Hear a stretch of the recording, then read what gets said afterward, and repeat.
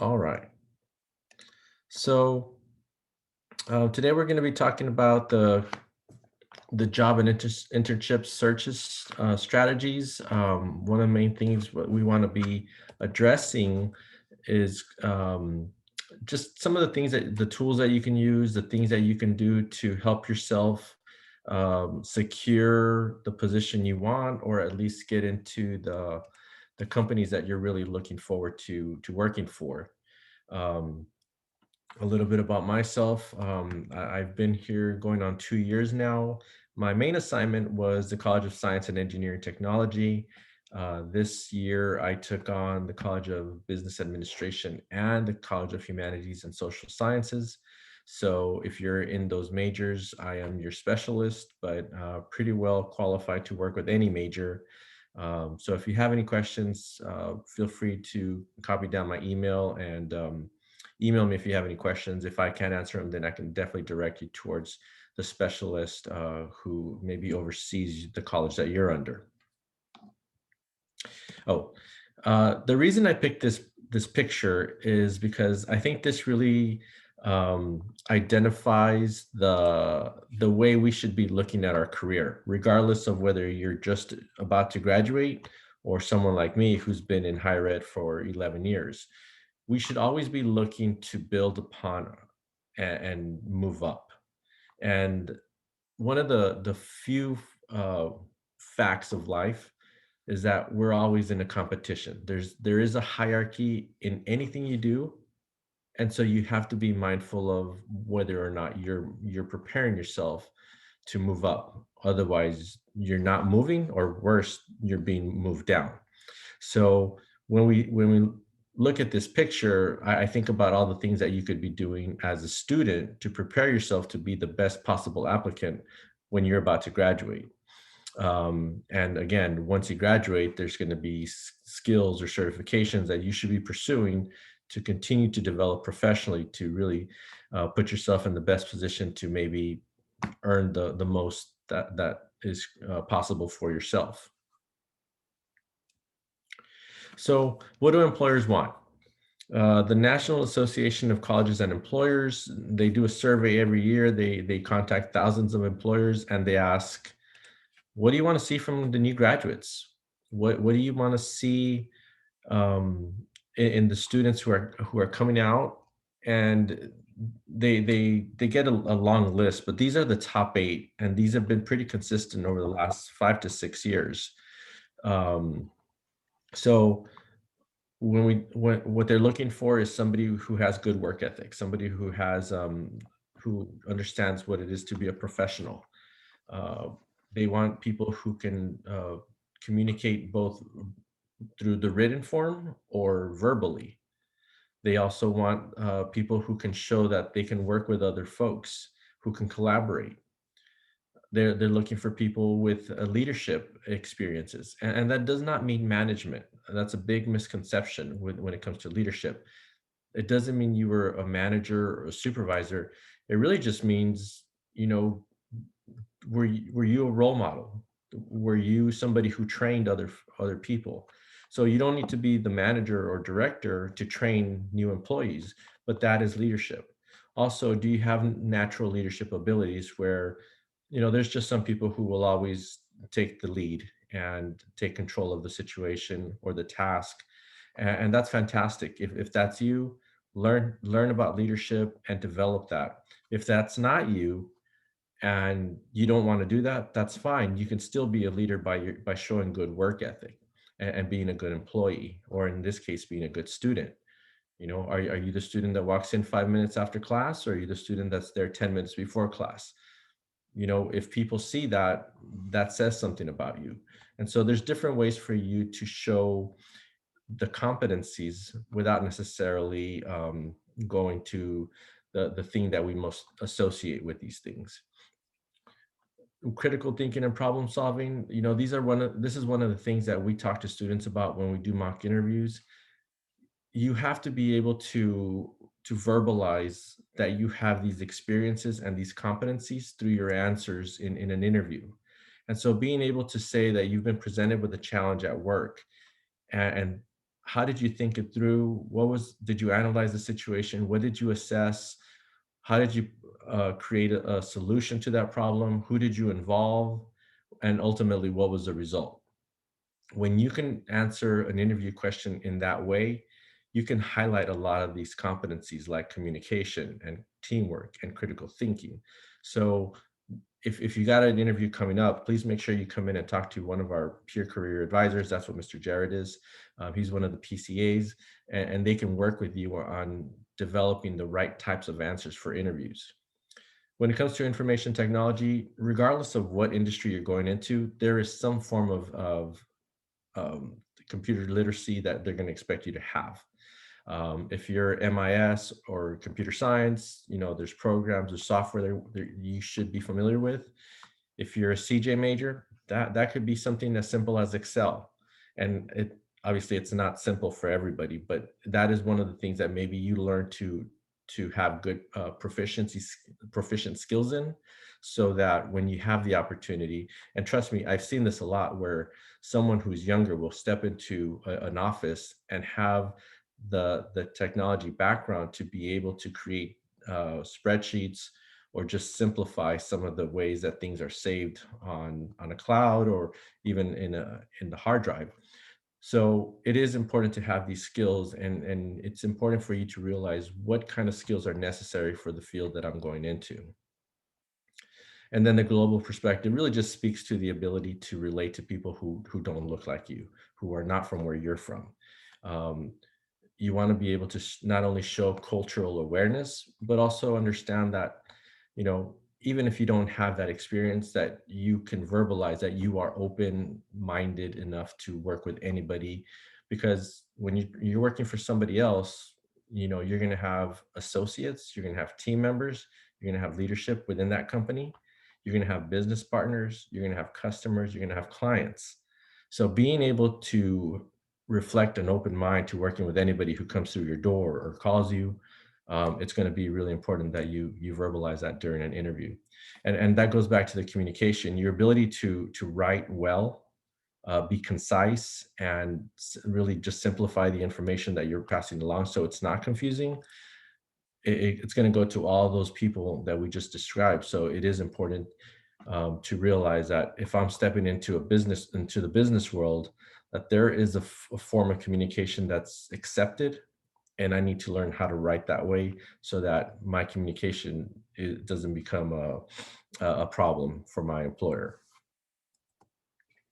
So as we talk about, we're going to focus on jobs first, but a lot of the things that we're talking about is relevant to internships. So we will focus on internships towards the end, but right now we're going to focus on jobs searches.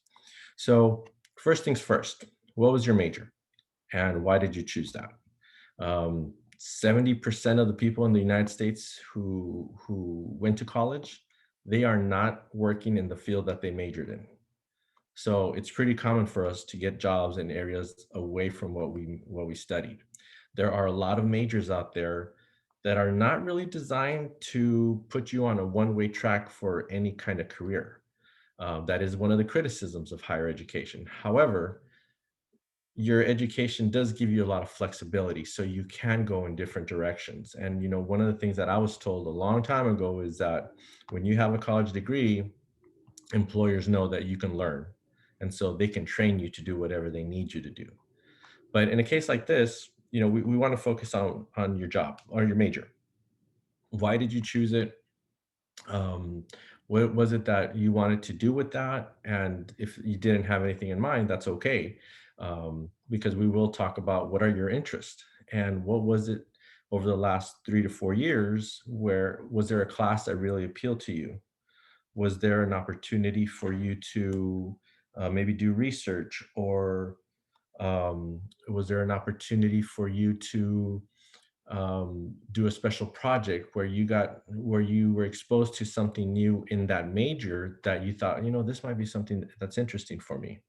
I'll give you an example. When as a psych major, I had never heard of industrial organizational psychology. It's called IO psychology. But these are the folks who might work on the redesign of an HEB. so that regardless of whether you go to an HEB in Houston or in Dallas, you kind of know where everything's supposed to be. They work on the colors of the walls. They look at things such as the temperature of the space. At what temperature will there be less accidents? Those are the kind of things that IO psychologists focus on. And so when you think about the interest in your field or the major, what classes did you take that were interesting? And is that an option for you as far as a career goes? Um, we also want to think about what kind of work experience do you have? One, is it relevant, or is it not relevant? If it's relevant, fantastic. If you're a business major and you've been working as a teller for a bank for 2 years, that's a really good resume that you're going to be able to have. If you are a CJ major, but you've been working at Academy, well, you may not have relevant work experience. However, um, you actually have transferable skills, and the transferable skills are just as important. So we don't want to discount any kind of work that you have under your belt. But if you're looking for work, then definitely focus on trying to get into the industry that you want to make that you're majoring in and ultimately hope to work in. I spoke with a young lady earlier today, CJ major. She wasn't sure what she wanted to do, but she'd never worked and she was looking to get a job this summer. So we talked about what kind of opportunities she can look for at the local level, at the state level, or even federal agencies. Even if it's administrative work, if it gets your foot in the door, and that's what you want. You want experience in the field that you want to go into, because in talking to employers, having a 4.0 is fantastic, but if you don't have any work experience or you don't have any relevant work experience, sometimes they'll overlook you for the 3.0 with relevant work experience, because employers really want people to come in who are ready to hit the ground running. So if you're a sophomore, junior, or even a freshman, you need to start thinking about, how do I make myself more attractive as an applicant, as I move closer. The other thing to consider is, what's the goal? Is there a company that you really want to be with? Is it a big company? Um, there's also smaller options, and those are just as good. In some ways, they might be better in the sense that it might be easier to get leadership experience or management experience, because there are smaller companies that understand that as a new hire, they could bring you on at a slightly lower salary, and you're going to get the experience that you need. And at some point, you're going to leave because they can't afford you. They understand that, and that's their business model. So you have to consider all these options. If the big company isn't hiring right now, then maybe you start somewhere else, get some experience, and look to transition in 3 to 5 years. The last thing you need to think about right now, and this goes for both jobs and internships, what are the deadlines? Um, we have the COBA Career Fair coming up on March 30th, and we've already been notified by one employer that their hiring process, their season is ending on that day. So, or the day before. So they were not going to come. So you need to be aware of what are the deadlines for hiring for the bigger companies, or any company really, if they have it, so that you can make sure that you're getting everything in on time. So what are the things that you need to do?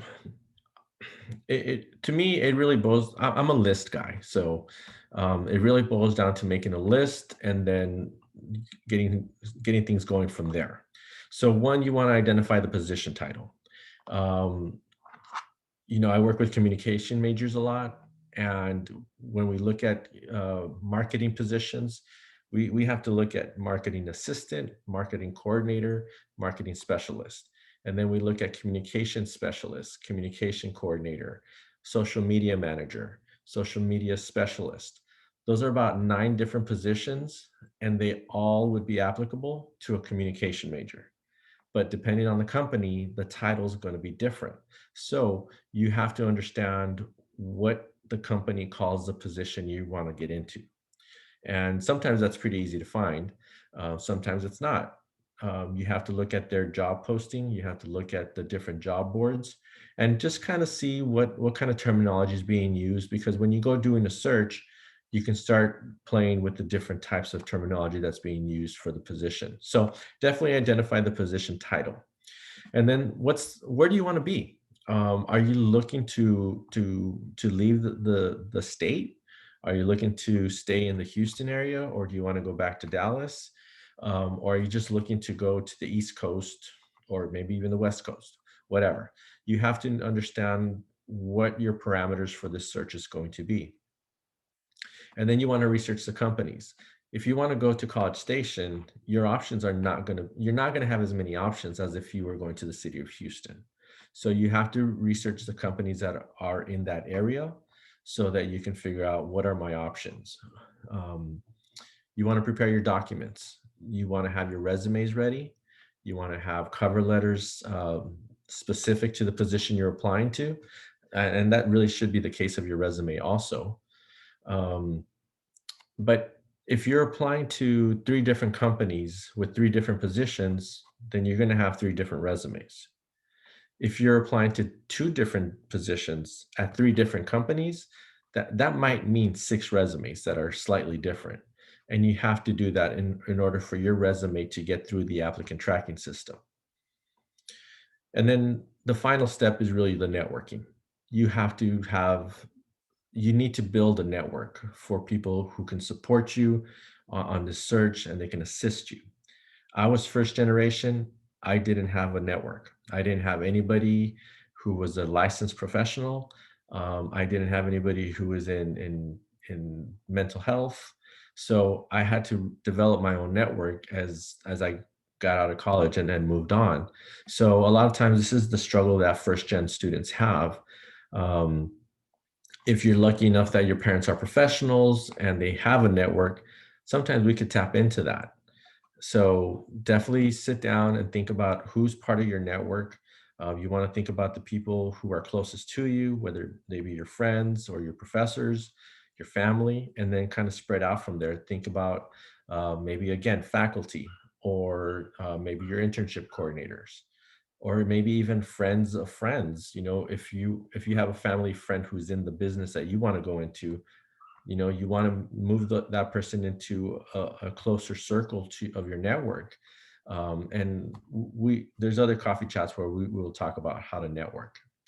But all of that is to get you to the point where you either you make contact with an employer or you apply. So where do we begin? There's tons of job sites out there. Indeed, Glassdoor, Monster, LinkedIn. Glassdoor is really nice because you get a little bit of insight into salaries and what the company culture is. In order to get an account on Glassdoor, you have to share the information of your position, and there's questions you can ask or you can answer regarding the company culture, what management is, the opportunities to move up. And so you get a lot of information out there. It's not always good, but it's good for you to know what you're walking into. One of the things that differentiates LinkedIn from the rest of them is your ability to connect to alumni, and I think that is super important, especially when we're talking about networking. You can go to, if you wanted to work at Facebook, you can look at the Facebook LinkedIn page, look under people, and then under the search option, type in Sam Houston State University, and it'll show you everybody who has some kind of affiliation to Sam working at Facebook right now. And so it's a good place to start because you can look to see if there's anybody with your major. Um, and you can definitely connect with them and send them a message and just say that you're looking to expand your network. And most of the time, those folks are very willing to connect with you. But it is important to send a message along with your invitation request. Another option for you, especially since you're still a student, would be to go through Handshake. Bearcats Get Hired is the website. The Handshake job platform has tons of jobs posted there. Companies will post informational presentations that they do. I think I saw one for like Goldman Sachs and Citigroup. Um, so there's a lot of opportunities there, and they're not all in Houston. So especially if you're looking to move out of the area or out of the state, that's definitely something you should be looking into. A lot of the internships are posted there too. I know just a couple of weeks ago we got a email from a recruiter from it was a veteran based insurance company out of Missouri, and it was an internship for the summer, and I thought, gosh, that'd be a great place to be over the summer. It definitely would be better than being here. So if you're open to those kind of experiences, definitely log into Handshake and look around there. At any given time, we got anywhere between 1,000 to 1,500 internships posted there. You can also talk to faculty.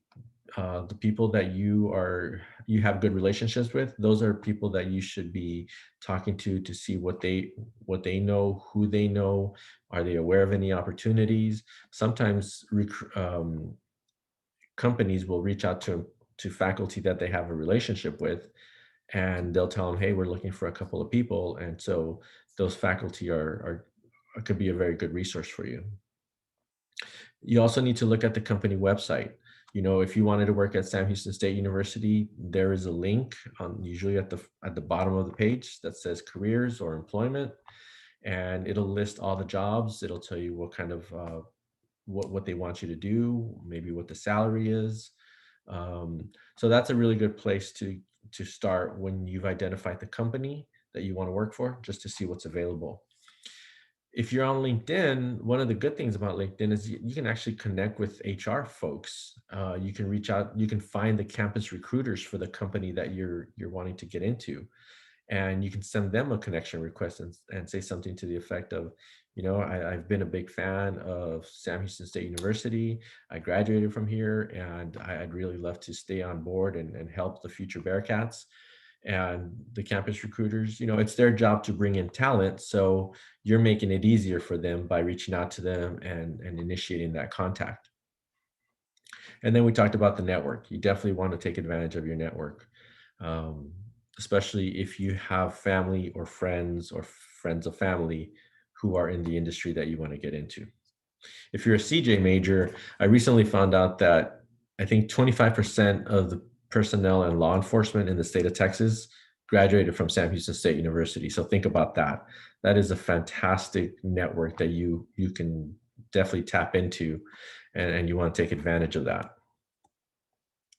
So ways to search, we talked about friends and family. Alumni associations is a great way to stay connected to the university and network, especially because they do things, they may have events. During football season, they'll definitely have a tent out there. And so you definitely have an opportunity to go and make connections and network. Community groups might be another option, depending on where you live. Sometimes there are professional groups that get together just to network, and you want to take advantage of that.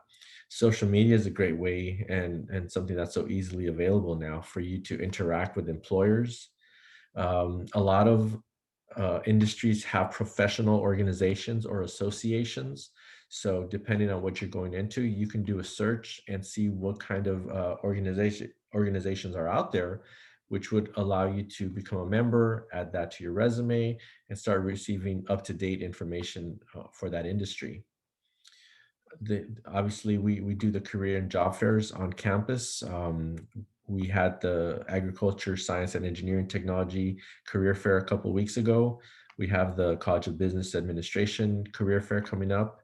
Unfortunately, the CJ one was canceled, but I think in the fall we'll be back to in-person career fairs, so we should have more employers coming back. And the big one is in October, and I think March. And these are the big ones that um, are open to all majors. So you definitely want to keep an eye out for that calendar. Um, Informational interviews are a really great way to not only network, but also learn more about the industry. Um, I've always made myself available to anybody who wants to learn about higher education. But these informational interviews are basically depending on how you're going to set this up, whether it's a phone call or you're meeting for lunch. It could be 10 to 15 minutes. If you're meeting in person, maybe 30. You definitely want to just have some questions um, prepared to learn more about what it's like to be in the industry, how to get into it, what kind of things you should be doing now before you get in. Or if you're really interested in a company, then ask more about what it's like to work there, what are the challenges. Those are the kind of things that you get during an informational interview. And so if you decide you want to go down this route, you can definitely get in touch with us and we can help coach you on how to do those interviews. We talked about the job boards. Now, the one interesting thing with cold calls, that may be really the hardest part of any kind of job or internship searches. But as it relates to internships, um, students who do cold calls or basically don't use a network to get an internship tend to have a bit more success than the students who depend on a network. And I think it really just boils down to the employer is seeing that you have the initiative to find an internship for yourself as opposed to relying on a network. And that might be the reason that they might give that opportunity to that student. So I'm not saying don't use your network, but I'm saying you definitely want to don't rely solely on your network. You have to put in the effort and be an active participant in your search.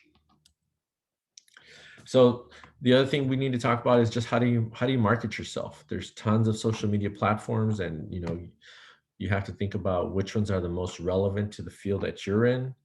I know Twitter's really popular for this generation, so everybody's on Twitter, and that's good and that's bad because you have the ability to interact with any company that you want to be a part of. Um, LinkedIn also gives you that opportunity. LinkedIn tends to be a little bit more professional though, and Twitter and obviously Facebook, those you can be whatever you want to be.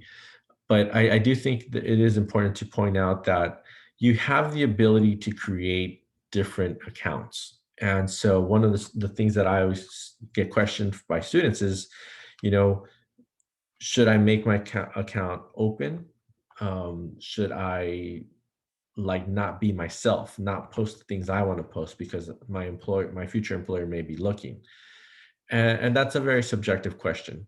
At the end of the day, I would usually recommend that you create two accounts, one that's professional and one that is it's yours. It's your personal one that you can do whatever you want, but that one has to be closed and hidden and not to be seen. But that professional one or the one you want to use to interact with employers, that one you probably want to be a little bit more conservative with and be mindful of what you like, what you comment on, um, who you follow. But I think that's probably your best strategy, especially if you're like me. I post a lot of funny stuff, and I know it's not funny to everybody, but I don't care. That's my account, but it's not open to anybody else. So you want to make sure you Google yourself, make sure you understand how you're being represented.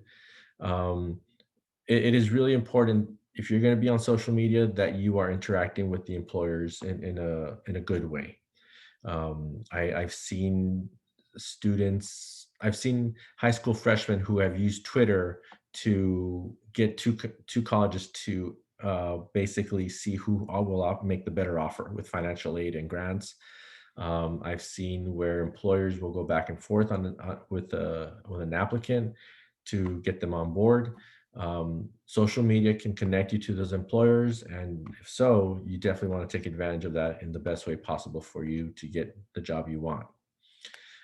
That being said, about a third of employers will reject you or have rejected employee or applicants based on what they've seen online. So you have to be careful with that. Typically, employers would love to get access to your social media. That goes without say. They want to know who they're going to hire. They want to know if they're a liability. Are they Do they show a lot of risky behavior? If I'm going to give you a car to be my salesperson, then I really need to understand how you represent yourself and whether you're going to be a liability. So just think about it that way. When it comes to LinkedIn, that's your professional social media. So you definitely want to be mindful of how you're representing yourself there. There are applicant tracking systems that can do a search for your Indeed, for your LinkedIn, and pull that information. So that's why it is important that you be mindful of how you're behaving on all these platforms. So as we start wrapping up with the job searches, the one thing I will ask you to think about, one, you have to be patient. If you're graduating this May, 4 to 6 months is usually pretty average for someone to get a job. You are graduating during a pandemic. Last year was tough. Um, you know, it's hard enough, but it's a little bit harder right now. That doesn't mean there isn't work, but it does mean that there may be more applicants than there are jobs because people have been out of work for some time. The economy is recovering, oil and gas is bouncing back. So it is up to you to represent yourself the best possible way to get that opportunity. Now, the one thing you do have to remember is that your first job won't be your last job. So don't if you want to go for the home run, by all means, do it. But don't get stuck applying to one company for a year when you may have a chance to get into a smaller company. And like I said, you build that resume, you build those experiences to make it easier to transition into that big company later. So just keep that in mind. And like I said, if you have any questions, please don't hesitate to contact me. So now let's talk about internships. Why are internships so important? Well, like I said, employers really want s- people to come in with relevant work experience and ready to hit the ground running. It's a waste of time to have to train a new person. You're pulling staff to train a new person to get them on with the onboarding process, and so that's money lost, that's productivity lost. So if somebody comes in with relevant work experience, there's not a lot of training that has to be done there, and that's what the employer would prefer. But they understand that when they hire new graduates, they may just be getting somebody with no work experience, and they understand the process of training them. So that's okay. But if you can help yourself and you have the time to help yourself, definitely go out there and get relevant work experience. The beauty of the internship is that you get hands-on experience, but you also kind of get to see what it's like from the other side. You're in the company, you're seeing what other things that they do, which is great because you want to see if there's other avenues for you to pursue. Um, every now and then we do talk to students who come back from an internship and say, that's not what I thought it was going to be, and I don't want to do that. And so you want to have that opportunity. If you don't work, if you've never worked and you've had the luxury and privilege of just going to school and focusing on that internship helps to build your resume, and that's important because you definitely want to show the employers that you made the effort to get that experience so that you could be ready to go work when you were done. And a lot of times that internship may lead to a job offer. I know I talked to a student last year who she got hired on to do admin work, like an administrator, during the Christmas break, and she did such a great job. They said, "Come back next summer." So she came back in the summer, and she just got that whole office in order. And I think she was a geology major, but she said, I love this stuff. Like, I'm really good at it. It makes sense to me. This is something that it's really easy and it's not hard. And so we talked, and she said, "Yeah, I think I may do that when I graduate, even though she's majoring in geology." So she went back the following December to do that work again. And they said, "Look, when you're done with school, come back. We want to make you a full-time offer to take over the office." And that's what she ended up doing. So geology major who is now running an office for, I don't even know what kind of company it was, but those kind of things happen. So that's another one of the benefits to the internship. So how do you get an internship at Sam Houston State University? Well, a lot of internships are actually handled by your department, by your college. So you need to find out either from the dean or your department chair if there's a internship coordinator. Not all colleges have a designated internship coordinator. Sometimes it's a faculty member who's in charge of, who is also tasked with doing that. So that's going to be different for every college, and you need to find out how that works. You can start with their website, and then if not, reach out to the faculty. You can also talk to professors, find out if they're aware of any opportunities, especially in the sciences. There are a lot of websites where there are federal, I mean, national opportunities, and your professors are know about those kind of things. So you definitely want to be talking to the professors that you feel most comfortable talking to. And then talk to the students a year ahead of you, or the ones who just graduated. Where did they go? What did they do? Did they like it? Was it relevant? Was it worthwhile? The second option would be career services. I talked about Handshake and how there's opportunities there. The career fair that just happened in February, the employers were looking for internships for the summer. So those are always good places to go look for opportunities.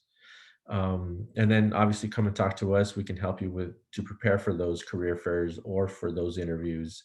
And even now, if you wanted to look for an internship, you can still make an appointment with us, and we can walk you through that process, so you could kind of see how to create that strategy for yourself. We talked about Handshake.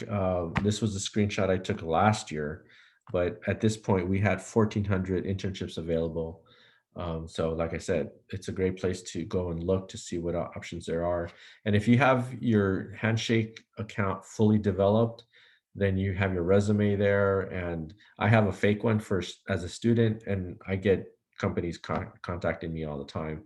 So if you're not hearing from people, you might want to go back and review your account. And then the final one is the networking. There are opportunities to be found through family and friends. Um, I was talking to actually, I went to rent a car at the Enterprise in Huntsville, and the guy helping me was a student who told me that his friend's mom worked at some kind of bank, and he was a business major. So she was going to get him an internship there, even though they didn't have an internship program. Um, or maybe they had already closed. There wasn't an opportunity, but she was going to get one for him because of her status at the company, at the bank. So you definitely want to reach out and think about who is in that industry, what opportunities do you have, what's that network between you and that person like, and then reach out and establish contact. There are websites out there that list internships like LinkedIn, Indeed. You can look at the Chamber of Commerce website, depending on where you live, especially if you live in a smaller town. There may be listings there. We talked about the professional organizations. And then there's actually a website called idealist.org or internships.com. And that has a lot of different ones. I think the internship one is for science majors. This also has another listing of opportunities or places you can go for internships. And then as we wrap up, I hope by now everybody has their Handshake account set up. We have a few more career coffee chats coming up before the end of the semester. If you're an outgoing senior, I would highly recommend you attend the rest of them, because we're gonna after spring break, we're gonna have a recruiter come and talk to us about how to interview properly. At the end of March, we'll talk about developing your network. In April, we will talk a little bit about how to set up the virtual interview, or at least set yourself up for a virtual interview. And then on April 13th, we actually have a recruiter from Lone Star College coming, and Lone Star College, like on a weekly basis, has hundreds of jobs available. So if you're looking to go into IT, or if you're looking to teach, there's a lot of opportunities there. So that's going to be one that we highly recommend. And then the very last one is going to be how to prepare for salary negotiation. So again, if you're a senior, all of these are going to be super relevant for you. And then we are an academic building for Suite 210. You can find all of our information on our website. You can also email us at careerservices@shsu.edu. Our office hours are 8 to 5 Monday through Friday. And right now we're still doing everything through Campus Connect. So everything's virtual. So if you want to connect with us, go through Campus Connect and you can set up your appointment there. All right, so that's all I have. Let me stop sharing and open this up to questions.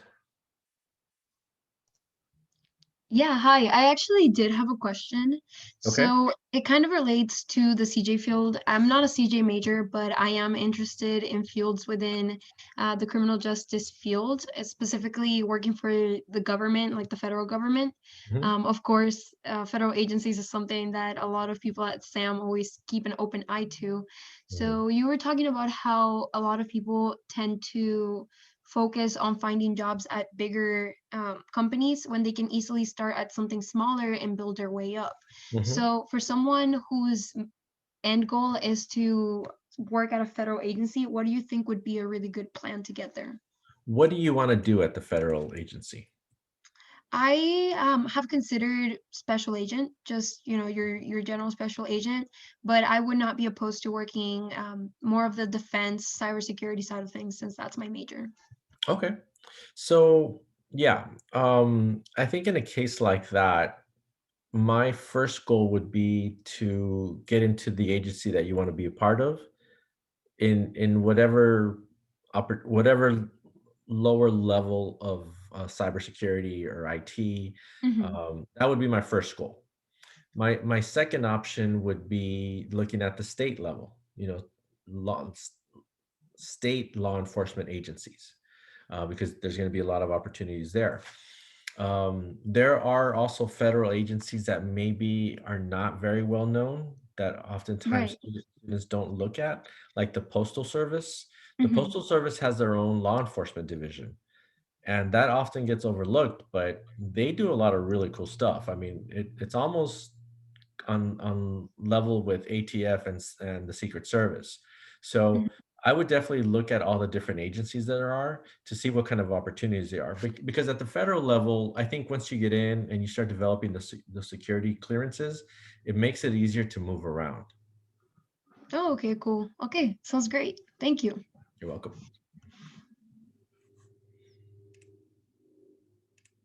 Are there any other questions? I didn't see any in the chat. Oh, I did have a question. Yes, ma'am. Okay, so when would you recommend signing up for internships? So this is a good time for summer. It just really depends on when the company has internships. Sometimes they Right. have them in the spring.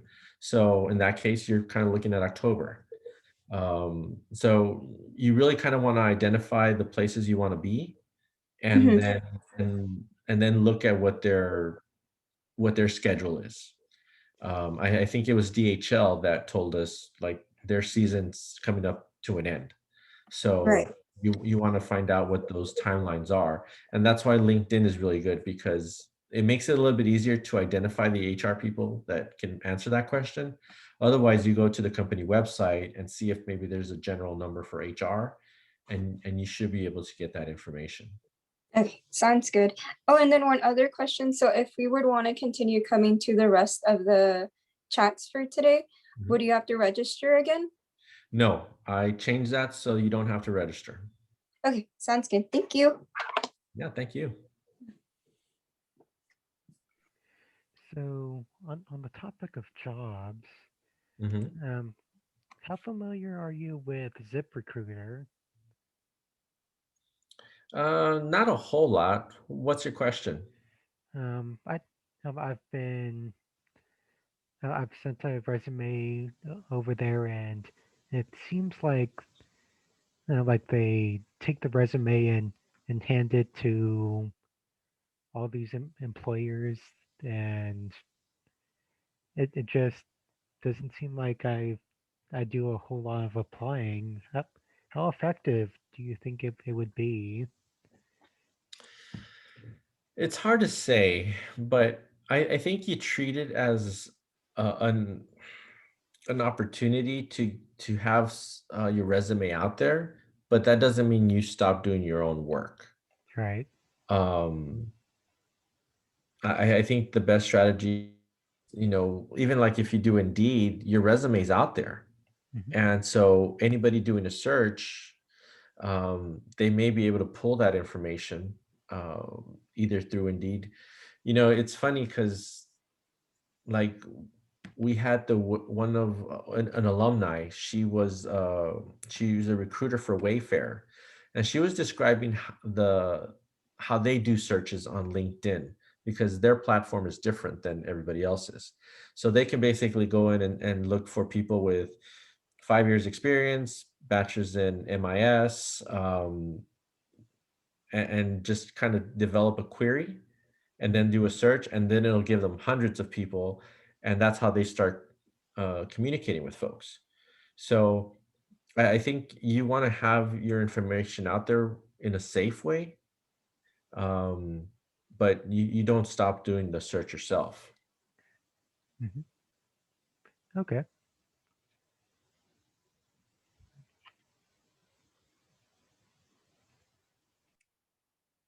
Does anyone else have any questions? How many, I guess if by show of hands, how many of you are looking for an internship this summer?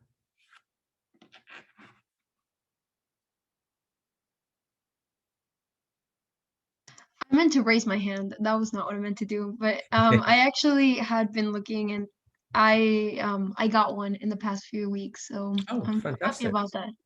If you don't mind me asking, or if you don't mind sharing, where will you be? I will be working with Pathway Forensics down in the Woodlands. Okay. I'll